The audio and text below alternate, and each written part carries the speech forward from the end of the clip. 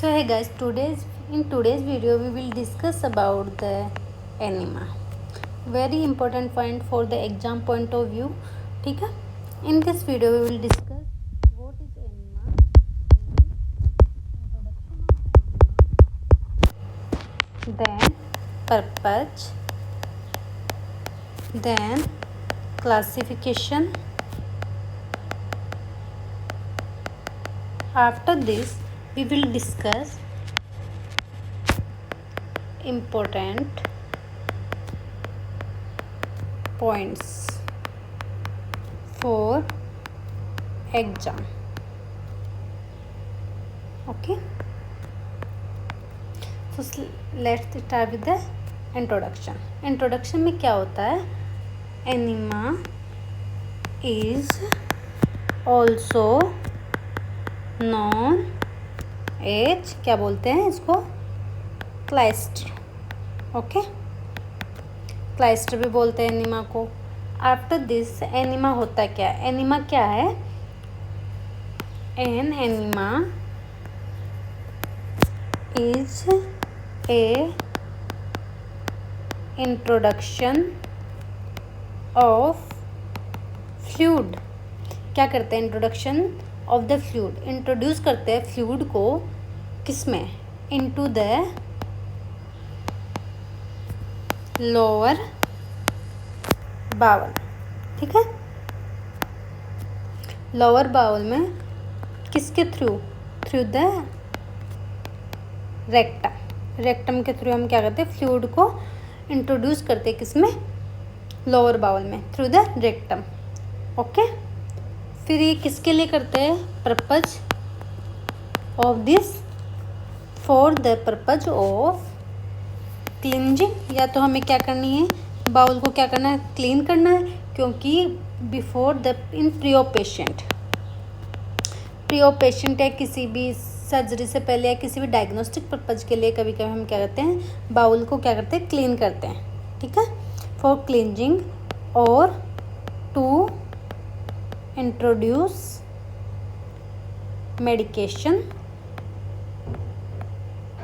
Medication को introduce करने के लिए, या फिर क्या करने के लिए? टू प्रोवाइड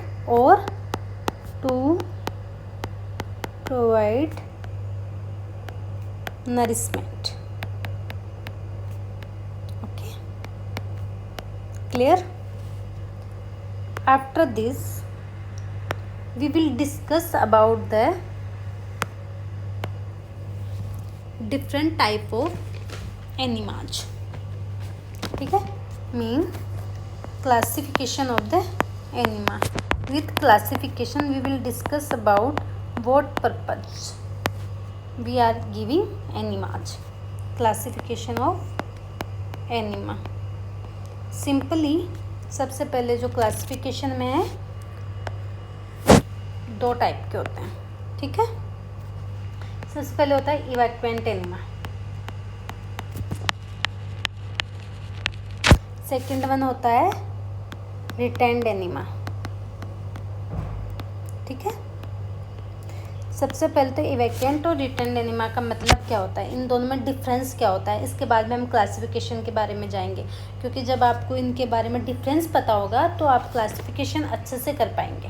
ठीक है, सबसे पहले जो इवैक्वेंट एनिमा होता है वो क्या होता है? They are intended to return. मतलब क्या है इसका? ये एनिमा हम आप पेशेंट को क्या करेंगे? देंगे, और इसके बाद में क्या करेंगे? थ्रू द रेक्टम वापस से बाहर आ जाएंगे. ठीक है, इंट्रोड्यूस करेंगे, उसके बाद में जो इनका पर्पज होगा वो अचीव करेंगे, उसके बाद में क्या करेंगे? बाउल से बाहर आ जाएंगे. ठीक है, बल्कि जो रिटेंड नाम से क्या होता है? रिटेन करेंगे अंदर बॉडी के. ठीक है, इसमें क्या करेंगे? हम पेशेंट को क्या करेंगे? ये इस टाइप के एनिमा देंगे थोड़े टाइम के लिए, जब तक हमारा जो पर्पज है वो अचीव नहीं होता उस टाइम तक ये बॉडी के अंदर रिटेन करेंगे, उसके बाद में बाहर आ जाएंगे. जो एक्सक्रीशन है वो दोनों एनिमाज का होना है वो टाइम डिफरेंस होगा. एक रिटेन करके आएगा, एक इमिडिएटली आएगा देने के बाद में. ठीक है, तो mean they are intended to be retained. Okay, एक डिफरेंस तो ये हो गया दोनों में। सेकेंड वन क्या होता है, इनका फॉर्मुलेशन। फॉर्मुलेशन मीन इनका जो भी फॉर्मुलेशन होता है वो किस बेसिस पे होता है। तो जो एवेक्वेंट एनिमा होता है उसका वाटर बेस्ड फॉर्मुलेशन होता है, ठीक है। जो फ्लूइड हम यूज करते हैं वो वाटर बेस्ड होता है, जैसे सोप एंड वाटर कर लिया ये सब, ठीक है। जबकि जो रिटेन्ड एनिमा होता है उसका जो फॉर्मुलेशन होता है oil based formulation is used. Okay, ये हो गया जी। देन इसके बाद में हम डिस्कस करेंगे क्लासिफिकेशन, ठीक है। क्लासिफिकेशन में आ गया, सबसे पहले हमने क्लासिफिकेशन क्या देखा, इवैक्वेंट एनिमा और रिटेन्ड एनिमा। अब जो इवैक्वेंट एनिमा होता है उसका क्लासिफिकेशन में हम देखेंगे कौन कौन से टाइप के होते हैं। सिंपल याद हो जाएगा, बस आप क्लास को अच्छे से लर्न कर लेंगे। उसमें हम याद रखेंगे MSc जो करते हैं PG, ठीक है, मास्टर्स इन साइंस, तो याद देंगे M for medicated, okay, S for simple evacuant, ठीक है, C फॉर कोल्ड एनिमा, ठीक है। 3 टाइप ऑफ एनिमा हो गए, किससे याद रखेंगे, MSc से।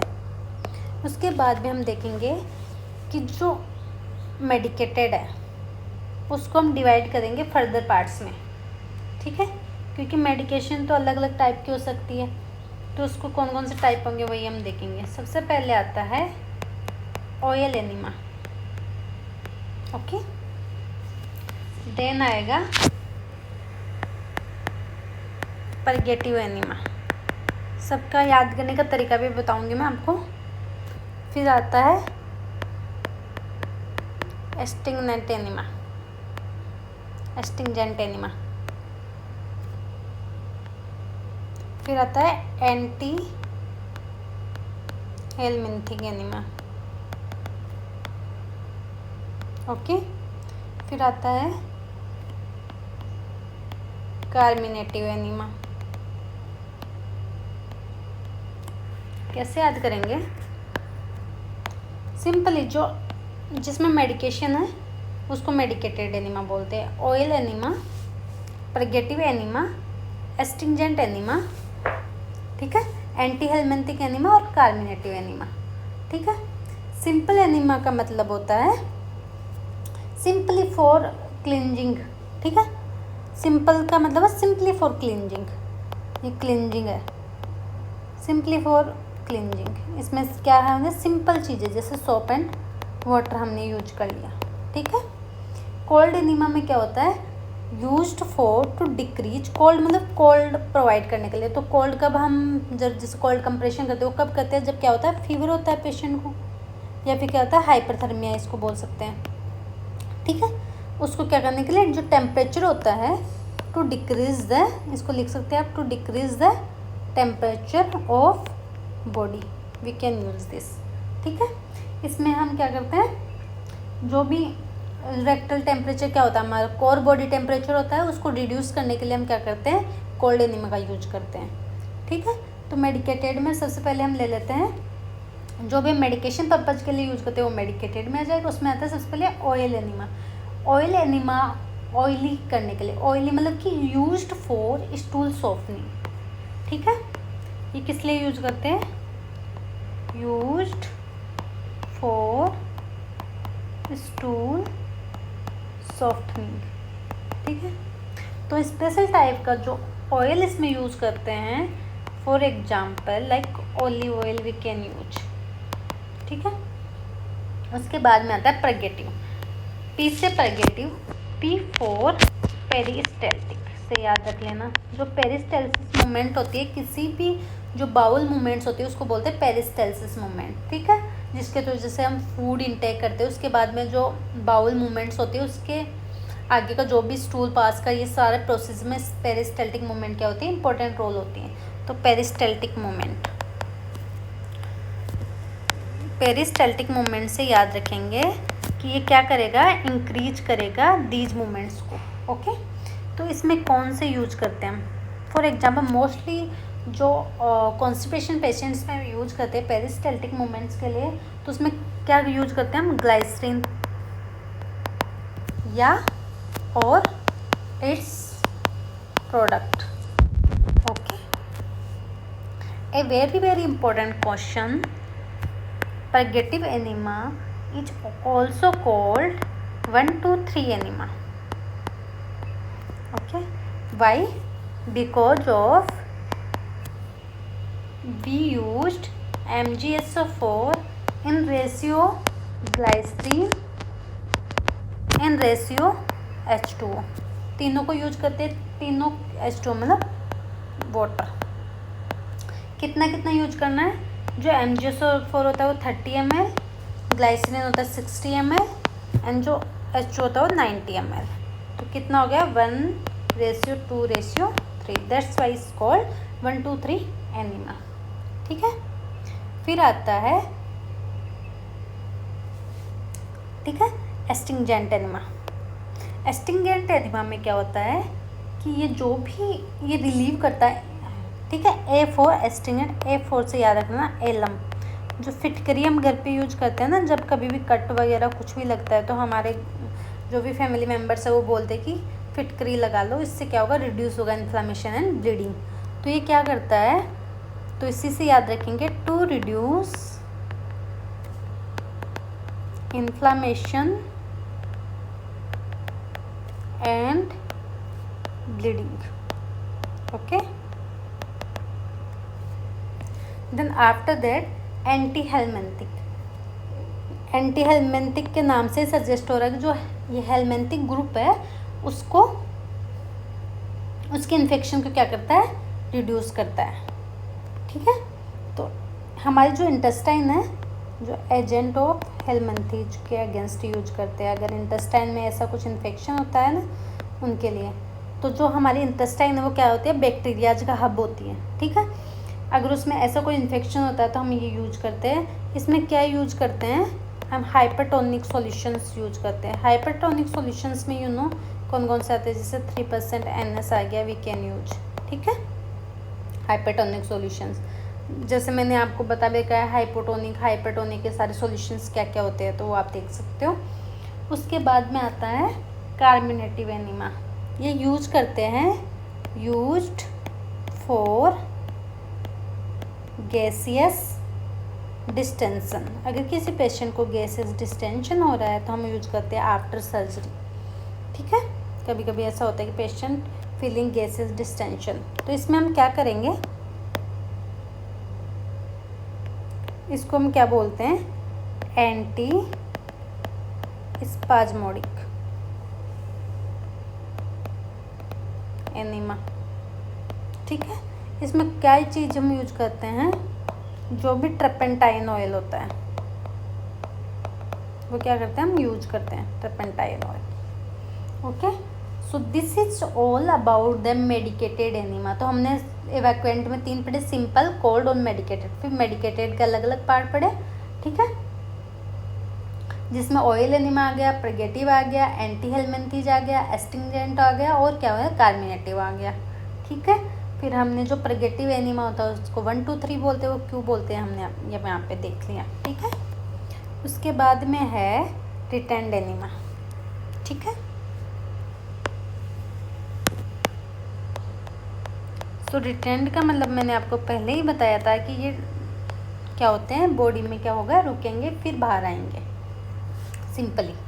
ठीक है, तो रिटेन क्यों करेंगे हम बॉडी में, किसी पर्पज़ को अचीव करने के लिए, लाइक अगर पेशेंट को न्यूट्रिशन नहीं मिल रहा है तो न्यूट्रिशन प्रोवाइड करने के लिए, ताकि उसको न्यूट्रिशन मिले। ठीक है, स्टिमुलेंट करने के लिए, किसी भी शॉक और जो कोलैप्स पर्सन है उसमें हम अभी बात करेंगे, सेडेटिव प्रोवाइड करने के लिए, या फिर बेरियम एनीमा होता है इसका एक टाइप, जिसमें क्या करते हैं हम डायग्नोस्टिक पर्पज़ के लिए। तो सबसे पहले हम देखेंगे कौन कौन से टाइप हैं। सबसे पहले आता है स्टिमुलेंट एनिमा, ठीक है। सेकेंड वन इसको याद रखेंगे, स्नेसा डी, ठीक है।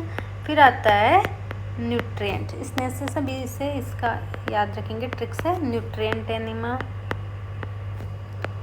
देन आता है इमोलिएंट्स एनिमा। इसके बाद आप देखेंगे sedative enema. Then what is this, anesthetic enema, and last one is the barium enema, okay। so stimulate का एस का मतलब भी एस फॉर शॉक और कोलैप्स पर्सन को स्टिमुलेट करने के लिए हम इस एनिमा का यूज करते हैं, ठीक है। S for shock, S for stimulation से याद रखना कि किसी को स्टिमुलेट करने के लिए इस एनिमा का हम यूज करते हैं। देन न्यूट्रिएंट एनिमा, नाम से सजेस्ट हो रहा है टू प्रोवाइड द न्यूट्रिशन, ठीक है। After this emollient enema, emollient का मतलब होता है मरहम, टू सूधन द, ठीक है, बावल और एनी, ठीक है, to soothe the bowel mucous membrane, ठीक है। मरहम प्रोवाइड करने के लिए जो एनिमा हम यूज करते हैं उसको बोलते हैं इमोलिएंट, ठीक है। फिर sedative enema, to provide the sedation, ठीक है। Anaesthetic enema, to provide the anaesthesia at the time of surgery, ठीक है, या फिर एनी प्रोसीजर, ठीक है। इसमें जो हम यूज करते हैं वो होता है एवर्टीन enema, okay. Barium enema, to diagnose for the diagnostic purpose, diagnostic purpose में हम जो भी इंटेस्टाइनल डायग्नोस्टिक्स होते हैं उनमें हम कभी कभी क्या करते हैं, to rule out the any disease of intestine we can use barium enema, diagnostic purpose के लिए हम यूज करते हैं। तो स्नेसा बी से हम ये याद रखेंगे, ओके। देन इसके बाद में आते हैं important points for the exam point of view, very very important, यहीं से मोस्टली क्वेश्चंस आते हैं। क्लासिफिकेशन से इतने क्वेश्चंस नहीं आते, मेनली क्वेश्चन यहीं से आते हैं। तो सबसे पहले आएगा tube size,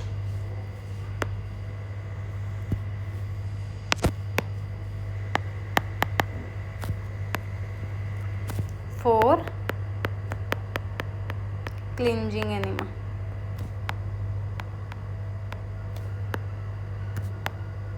very very important. तो tube size for cleansing enema depends on the age, इसमें क्या आएगा, एज के अकॉर्डिंग एडल्ट्स के लिए क्या साइज होगा, चिल्ड्रंस के लिए क्या साइज होगा, एंड इन्फेंट के लिए क्या क्या साइज होंगे, ठीक है, तीनों आ गए। सो जो एडल्ट्स के लिए साइज होगा वो होगा 22 फ्रेंच टू 30 फ्रेंच। फ्रेंच क्या होता है, एक पैरामीटर है साइज का, तो 1 French is equals to 0.3 mm, तो ये याद रखना आपको, 1 French is equals to 0.3 mm diameter of the tube, ठीक है। देन चिल्ड्रंस के लिए क्या होगा, 14 टू 18 फ्रेंच, ठीक है। इन्फेंट्स के लिए क्या होगा, 12 फ्रेंच और लेस देन 12, ठीक है, डिपेंड्स। मोस्टली हम 9-10 भी यूज करते हैं, पर जो एक्चुअल साइज है वो है 12 फ्रेंच, ठीक है। 14 टू 18 फ्रेंच और 22 टू 30 फ्रेंच, ठीक है। उसके बाद में आता है next important point is temperature of the solution which we are using for enema, temperature of solution. So temperature of solution depends which enema we are using for मान लो इवैक्यूएंट एनिमा आप यूज कर रहे हो, तो इस enema को दो थोड़े से टाइम के लिए बॉडी में रहना है, तो इसका टेम्परेचर क्या होगा, ज़्यादा होगा, और जो रिटेंड होता है उसका टेम्परेचर कितना होगा वो मैं आपको बताऊंगी अभी। इवैक्यूएंट और रिटेंड का दोनों का टेम्परेचर क्या होगा, अलग अलग होगा। फिर इवैक्यूएंट में क्या आ जाता है, एडल्ट्स के लिए टेम्परेचर कितना होगा और चिल्ड्रंस के लिए कितना होगा, ठीक है। मतलब एडल्ट्स के लिए अगर हम बात करें तो ज़्यादा होगा, चिल्ड्रंस का जो म्यूकस मेम्ब्रेन होता है वो थोड़ी सॉफ्ट होती है, तो क्या होगा, कम होगा। तो एडल्ट्स के लिए होगा 105 to 110 डिग्री फ़ारेनहाइट, ठीक है। अगर एक हमें चूज़ करना हो तो 110 चूज़ करेंगे। चिल्ड्रंस के लिए क्या होगा, 100 to 105 डिग्री फ़ारेनहाइट। एक हमें चूज़ करना हो तो हम 100 डिग्री फ़ारेनहाइट हम चूज़ करेंगे, ठीक है। उसके बाद में आता है रिटेंड। रिटेंड में क्या होगा, हमें जो भी हमने एनिमा दिया उसको बॉडी में थोड़े टाइम के लिए रहना है, रहने के लिए उसको क्या है, सेम एज बॉडी टेम्परेचर पे क्या करेंगे, एनिमा इंट्रोड्यूस करेंगे, ठीक है। जो बॉडी का टेम्परेचर होगा उसी टेम्परेचर का क्या होना चाहिए, एनिमा होना चाहिए। उसके बाद में नेक्स्ट इम्पोर्टेंट पॉइंट आ गया amount of solution for evacuant.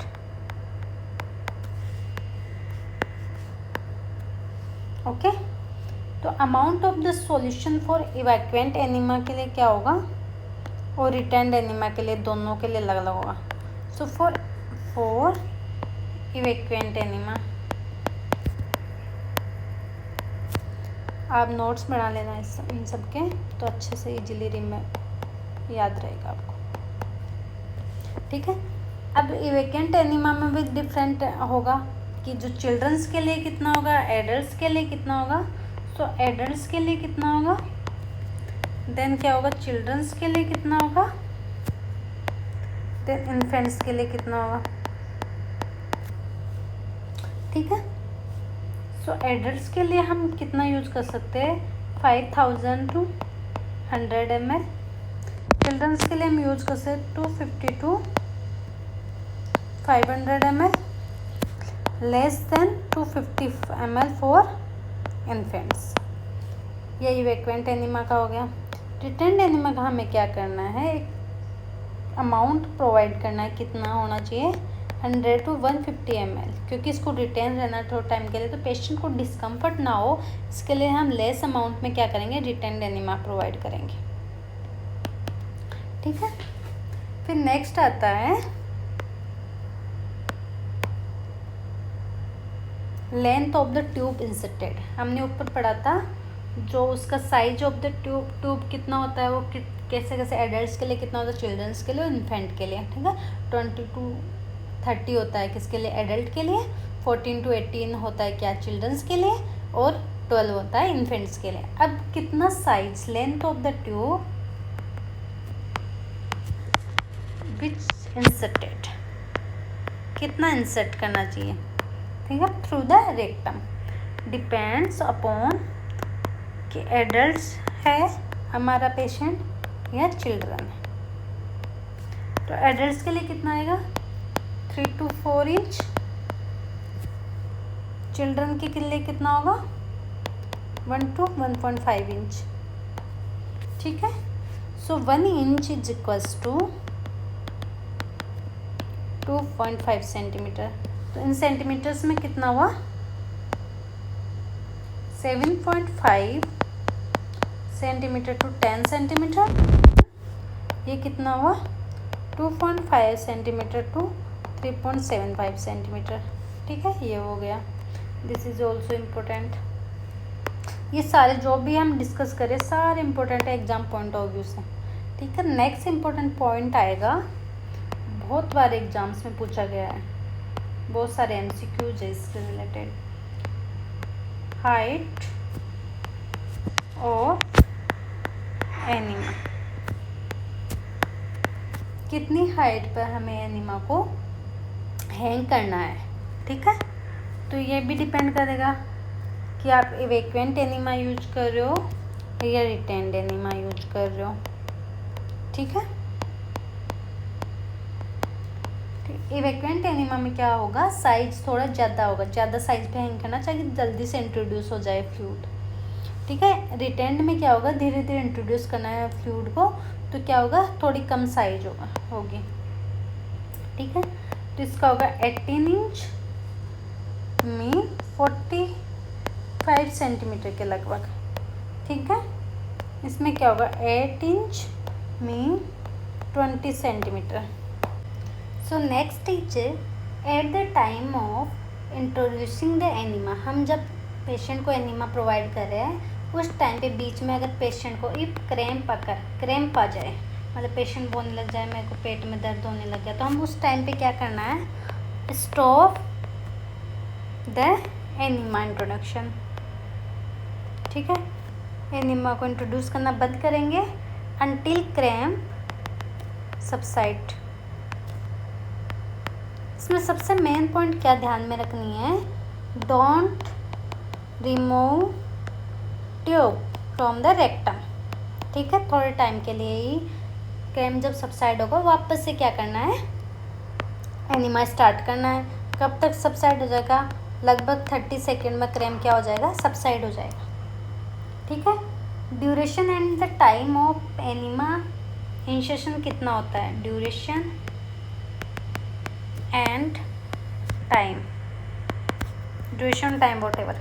ठीक है, 10 to 15 मिनट में क्या हो जाता है, एनीमा इंसेशन हो जाता है।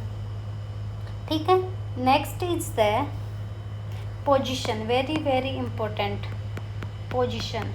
हमें कौन सी पोजीशन प्रोवाइड करनी है पेशेंट को एनीमा इंसेशन के लिए, तो आता है left lateral position, left lateral position या सिम्स पोजीशन। ठीक है, पोजीशन पर हम एक वीडियो भी बना लेंगे। लेफ्ट लेटरल सिम्स पोजीशन कैसी होती है वो आप देख सकते हो इसमें। This one the left lateral Sims position, patient को बोलेंगे कि लेफ्ट साइड करवट ले लीजिए और जो उनका राइट नी है और जो हिप है उसको फ्लेक्स करना है, किस साइड में, ठीक है, ओवर द पिलो। ठीक है, जो लेफ्ट नी और जो हिप है उसको क्या करना है, एक्सटेंड करना है। ठीक है, तो ये पोजीशन प्रोवाइड करेंगे पेशेंट को, याद रखना है लेफ्ट लेटरल या सिम्स पोजीशन बोलते हैं इसको, लेफ्ट लेटरल या सिम्स पोजीशन प्रोवाइड करेंगे पेशेंट को। ठीक है, नेक्स्ट वन आता है कि कौन कौन से कॉन्ट्राइंडिकेशंस है जिसमें हमें क्या है, एनीमा प्रोवाइड नहीं करना है पेशेंट को।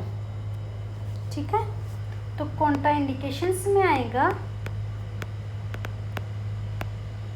पेशेंट को हिस्ट्री लेना बहुत ज़रूरी है कोई भी एनीमा प्रोवाइड करने के लिए।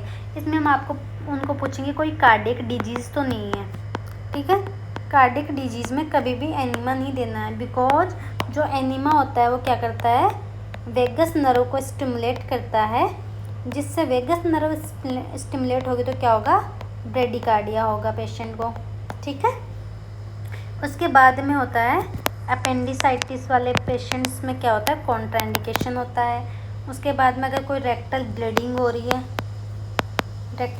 हो रही है, देन कॉन्ट्राइंडिकेटेड होता है। अगर कोई भी रेक्टल क्या है, प्रोलैप्स है,